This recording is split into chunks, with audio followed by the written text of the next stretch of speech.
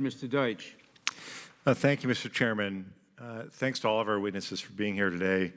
Ms. Underwood-Jacobs, I'm sorry for your loss. Mr. Floyd, I'm sorry for your loss. We're here today because of the long and growing list of Black Americans whose lives were taken from us prematurely at the hands of police. That's why we're here. George Floyd is the latest. Breonna Taylor, Sandra Bland, Philando Castile, Michael Brown, Tamir Rice, Eric Garner, and far, far too many others. We're here today to keep this list from getting even one name longer.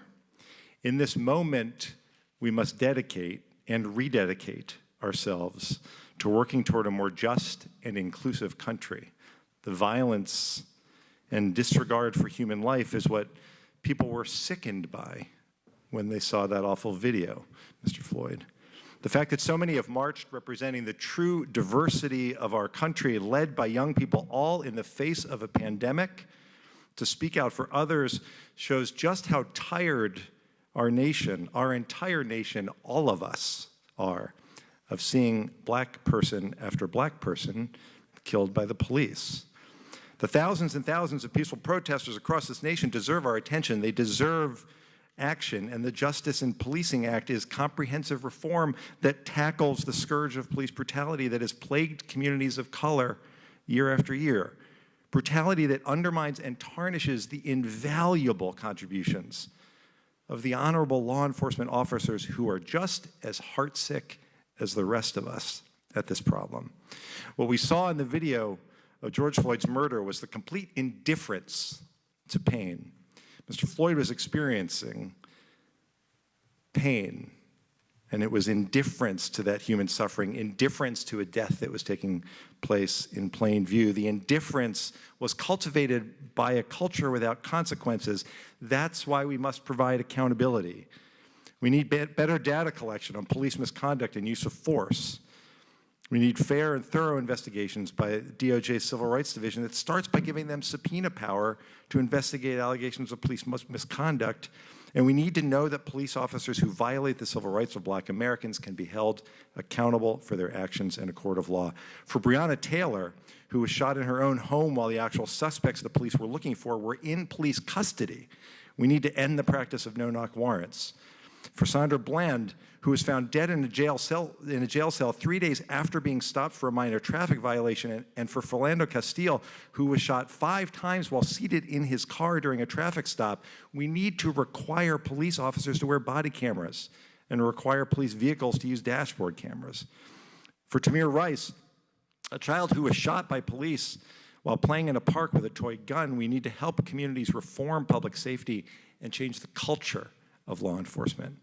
And for Eric Garner, and yes, Philanice, for your brother George, we need to outlaw chokeholds. The Justice in Policing Act does all of this. It will provide accountability, it will provide transparency.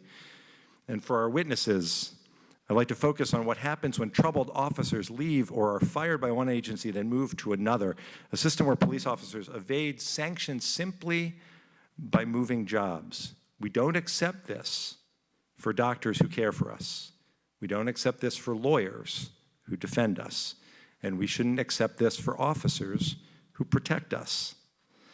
So the question I have with respect to Tamir Rice's killing by an officer who, as we heard earlier, lost his previous job as a police officer in a nearby suburb of Cleveland, was deemed emotionally unstable, an unstable recruit and unfit for duty. Ms. Gupta, what would a newly imagined registry that would require the law enforcement agency to report their finding of the officer's fitness for duty look like in that scenario? Well, if there was a registry of the kind that the Justice in Policing Act it recommends, you'd have a national registry of all federal, state, and local law enforcement agents that would record misconduct complaints, discipline termination records, records of certification. It would be conditioned if law enforcement agencies would need to put those inputs in order to get some federal funding. And the registry has to be public. And in the case of Tamir Rice, I will tell you, not just in Tamir Rice's case, but in many of the cases, I remember Justice Department civil rights prosecutors upset that they didn't have access to that kind of information in order not only for prosecutions, but also police chiefs, and Chief Acevedo just spoke to this earlier, about the importance for chiefs to also have that kind of information available in making hiring decisions and the like. It protects the community. Mr. Chairman, this is time of the our gentleman. civil rights moment. I pray that our committee and this body will rise to meet that moment. We all agree. Time of the gentleman has expired.